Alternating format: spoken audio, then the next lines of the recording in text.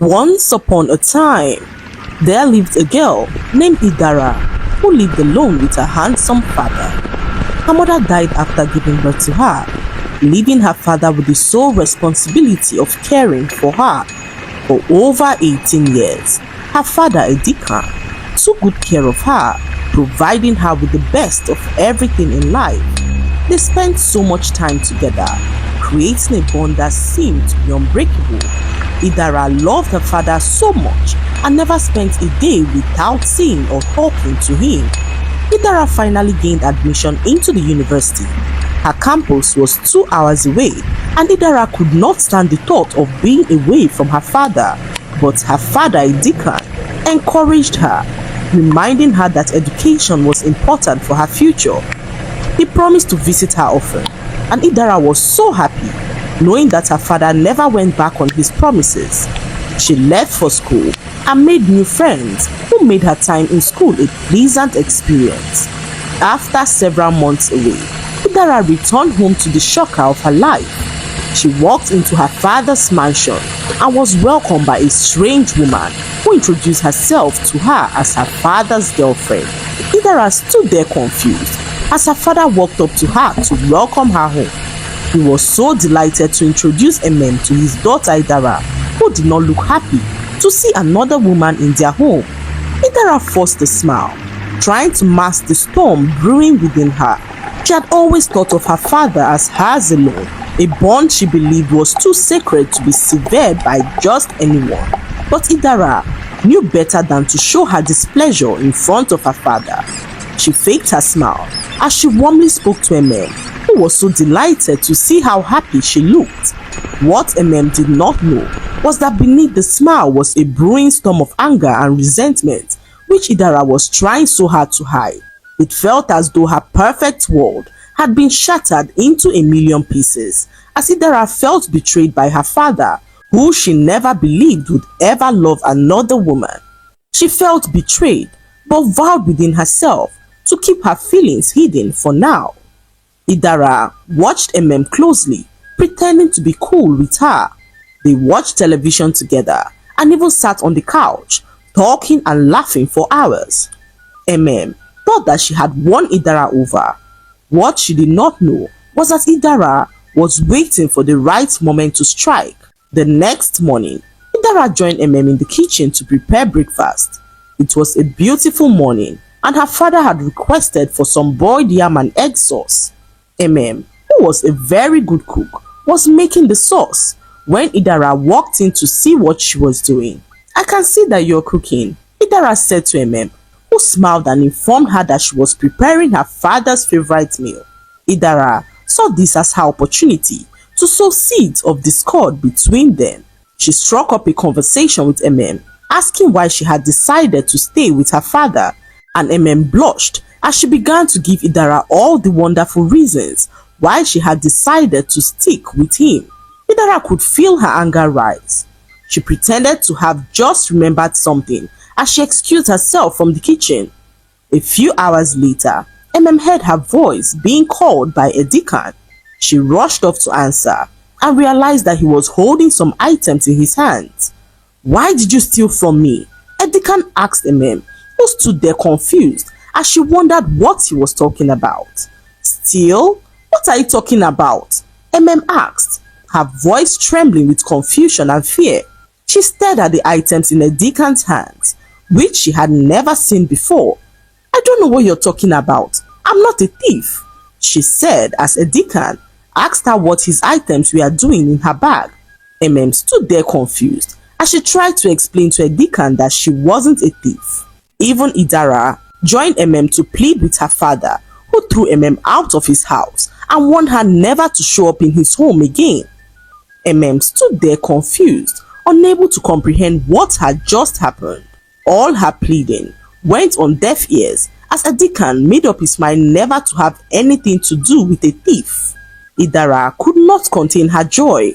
She pretended to be sad about the incident, whilst jubilating in her heart. Months passed, and the deacon moved on with his life. His focus was now solely on Idara, who was so happy to have her father all to herself. However, Loneliness began to creep into Edikan's life again. He met a woman named Ukeme, a kind and gentle woman who worked as a business consultant for a reputable company. Ukeme was graceful and had a calm demeanor, which won Edikan over quickly. When he introduced her to his daughter Idara, Idara greeted her warmly, but in her mind, she was already planning her next move. One evening, Ukeme decided to spend some days at their home. She arrived at the house and met Idara, who looked so delighted to see her. Idara even prepared a delicious meal for her, and Ukeme was so delighted to see how friendly she was to her. They spent hours discussing as Idara told Ukeme so many wonderful things about her father. Days passed and things seemed to be moving on smoothly. Ukeme could not help but tell her friends, who were so delighted to hear such positive things about Edikan and his daughter Idara. They had thought that Idara would be a problem and were relieved to hear how nice Idara was to her. Ukeme felt that she was finally becoming a part of their family, but what she did not know was that Idara was working on a diabolical plan to ensure that she never ends up with her dear father. Late one night, Idara snuck into Ukeme's room and rummaged through her belongings. She found a pair of clean panties, carefully folded in her suitcase. Idara smirked, knowing exactly what to do with the panties. She took the panties and soaked them in the sewage tank outside their home, ensuring that they were drenched in the foul-smelling water.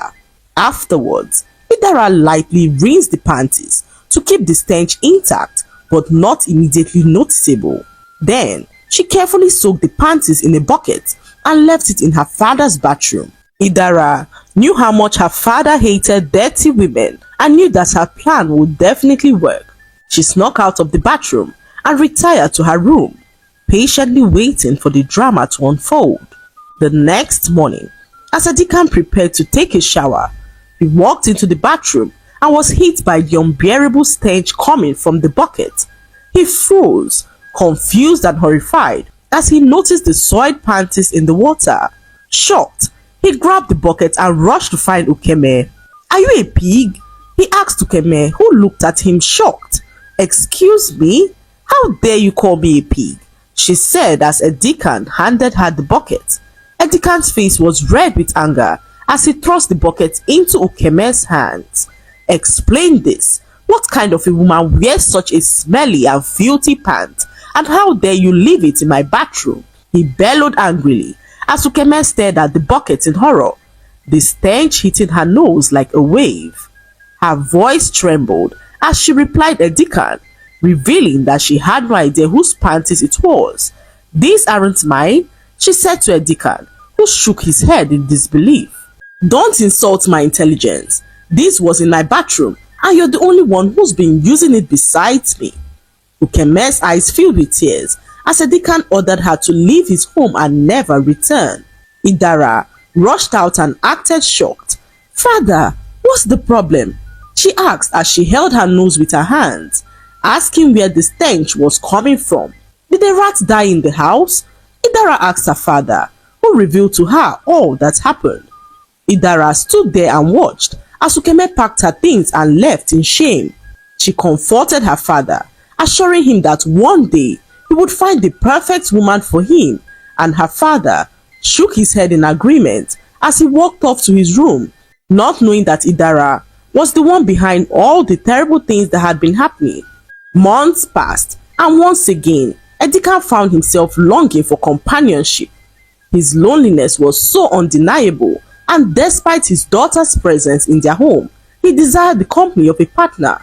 One day, whilst coming out from the barber shop, Edikan met a very beautiful woman named Idong. She was a strong-willed and confident woman who had an air of grace that immediately won his heart. Idong was so different from the other women that Edikan had been with in the past. She was observant, calm, and not easily intimidated by anyone. When he introduced her to Idara, Idong smiled warmly, but the moment their eyes met, she could sense the storm that was brewing behind Idara's charming facade.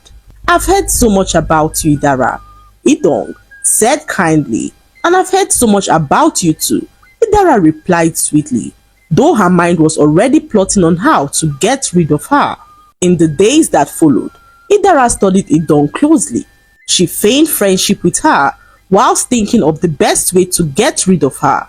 Idara snuck into her father's room with a calabash tied with a red cloth. She put her father's picture inside the calabash, as well as other strange objects to make it look suspicious, as she hid it under her father's table. Idara did this to make her father suspect that Idong was into witchcraft. She quietly snuck back to her room, waiting for the commotion that would ensue once her father discovers the calabash under his table. Hours passed, and Idara overheard her father yelling out angrily in his room. She rushed to check if her plan had worked and met her father, who looked extremely angry at her. "Is this what I sent you to the university to do?" he asked Idara, who stood there confused as her father handed her an image of herself in a club, holding a bottle of alcohol as she danced provocatively with some strange boys. Idara was so ashamed of herself. She began to apologize to her father, who walked out on her feeling so disappointed. Idara could not believe how things had turned on her. She looked under her father's table and realized that the calabash she placed under the table was nowhere to be found. Idara could not help but suspect that Idong had something to do with everything that just happened. She sat in her room, confused, when Idong walked in to check in on her. "Are you okay, Idara?" she asked gently, as Idara looked at her with an angry scorn. "Why do you care if I'm okay?" she snapped, her voice sharp and condescending. Idong remained calm, her calm expression unshaken by Idara's hostility. "Because I care about your father, and by extension, I care about you. I can see that you're struggling with something. If there's anything I can do to help, please let me know," she said softly as Idara scoffed and folded her arms. "After what you just did, you have the effrontery to stand here and act all kind towards me? Soon enough, my father will see you for who you truly are," Idara said to Idong as she ordered her to leave her room. Idong quietly retreated, seeing how angry Idara was in that moment. A few hours later, Idara was walking past the kitchen when she realized that Idong had just prepared a pot of stew. She quietly snuck into the kitchen and poured a huge spoon of salt inside the stew and stirred it gently to dissolve the white particles of the salt. Idara quickly retreated to her room, waiting for the commotion to unfold. She heard a knock on her door as Idong came to inform her that dinner had been set. Idara gently walked to the dining table and met her father, who was already seated and ready to eat. Idara's eyes were now fixated on her father. She expected a frown, perhaps a wave of disgust, as the salty stew touched his tongue, but instead, Edikan smiled broadly, looking genuinely pleased with the food. "This is delicious, Idong. I don't think I've ever tasted stew this good in my life," he exclaimed, taking another spoon of the food. Idara's jaw dropped. She could hardly believe what she was hearing. She had dumped an excessive amount of salt into the stew. How could he possibly be enjoying it? Doubt gnawed at her as she quickly reached for her own plate, scooping up a mouthful to taste. The moment the food hit her tongue, she gagged. The salt was overwhelming, burning her taste buds with its intensity. The food was practically inedible. She glanced at her father, who continued eating with visible delight, unaware of her shock and discomfort. In that moment, it dawned on her that Idong served her the salty food, a different one from that which her father was eating. Idara could not waste the food. Her father hated waste, and she could not let him know that something was wrong. Idara knew that her father would notice what she had done if she left her plate untouched and could not afford any form of suspicion. So, forcing a strained smile, Idara picked up her spoon and began to eat the salted stew, each bite feeling like a dreaded punishment. With every gulp, she fought the urge to spit it out, her throat tightening as she tried to swallow. Her eyes watered, but she kept going, determined not to let her father see that something was amiss. Idong, seated across the table, caught Idara's discomfort and subtly raised an eyebrow but said nothing, her expression remaining neutral. As the dinner drew to a close, Idara pushed back her plate, her stomach churning from the excessive salt. She could barely keep the food down, and her lips felt dry and parched. Meanwhile, her father Edikan leaned back in his chair, a look of satisfaction on his face as he finished up his meal. "That was truly delicious, Idong," he said, wiping his mouth with a napkin. "I'm glad you cooked tonight. You're becoming quite the excellent cook." Idara's face flushed with a mix of anger and humiliation.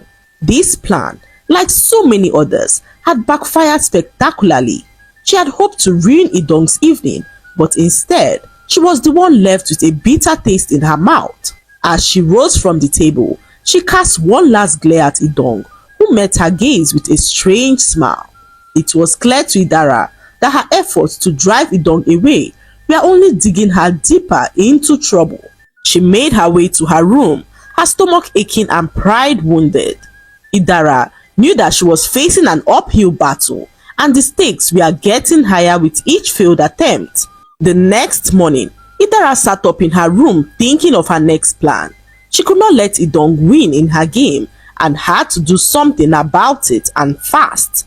She went through Idong's bag and came across her health card. Idara realized that Idong was asthmatic and knew that she hadn't told her father about it. Idara knew all too well that her father would never want to be with a woman who suffered from asthma. The condition had taken a heavy toll on him, as it was the same illness that claimed her mother's life shortly after Idara was born. The pain of that loss had shaped much of her father's decisions, and Idara was certain that her father would avoid anything that reminded him of her mother's death. So, Idara came up with a plan to expose Idong. She lit a candle and left it on the table in her father's bedroom. Idara believed that the smoke from the candle would trigger an attack capable of exposing Idong for who she truly was. She quickly left the house to avoid any form of suspicion and went to her friend's house, who lived a few minutes away. Idara was so confident that the smoke from the candle would create enough discomfort for Idong to reveal her hidden secret.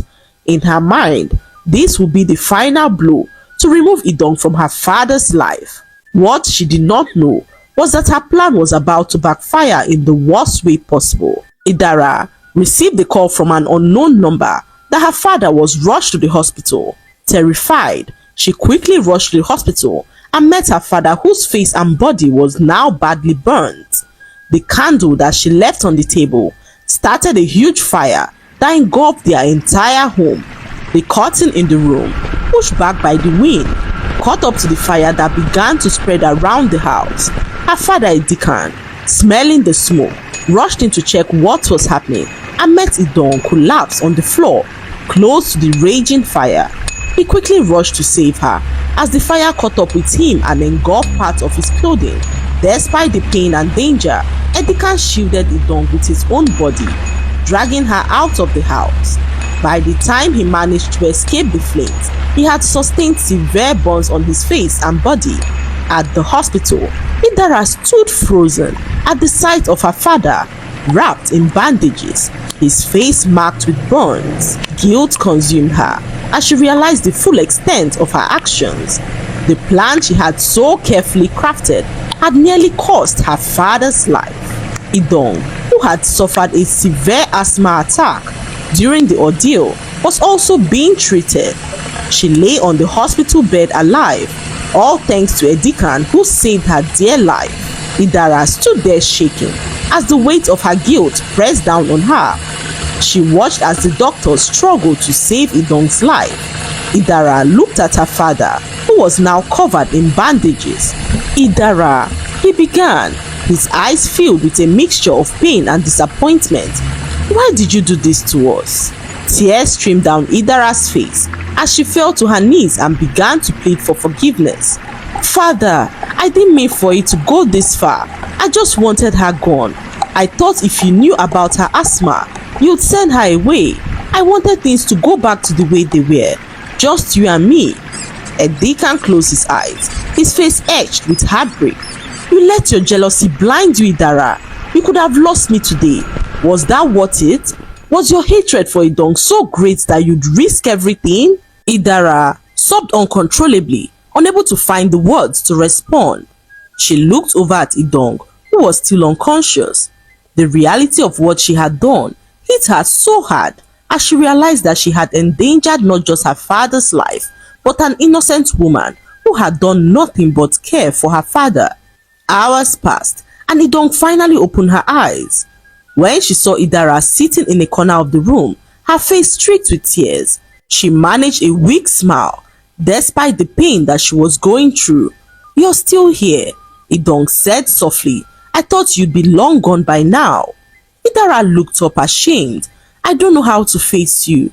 I don't know how to fix this." "You can start by telling the truth," Idong replied, her voice calm but firm. "Not just to me, but to your father. He deserves to know everything." Idara nodded slowly, wiping her tears. She turned to her father Edikan, who was watching the exchange silently. Taking a deep breath, she confessed everything to him. How she had sabotaged his previous relationships with Emem and Ukeme, how she had also planted evidence to frame them, and how she had set the fire to expose Idong's asthma. When she was done, the room was heavy with silence. Edikan's face was unreadable, but his eyes held the sadness that pierced Idara's heart. "I don't even know what to say to you, Idara," Edikan said finally, his voice trembling with emotion. "You've betrayed me in ways I never thought possible. But more than that, you've hurt people who didn't deserve it, all because you couldn't share my love." "I'm so sorry, father," Idara whispered. "I'll do anything to make it right.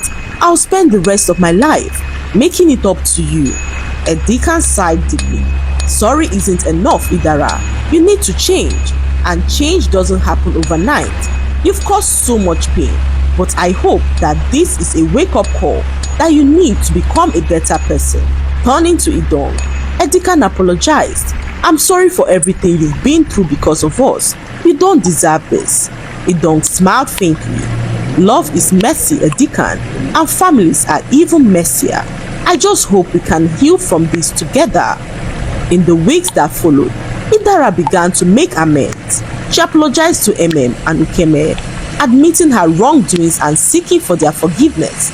She also attended therapy to address her deep-seated fears and jealousy, determined to become a better version of herself.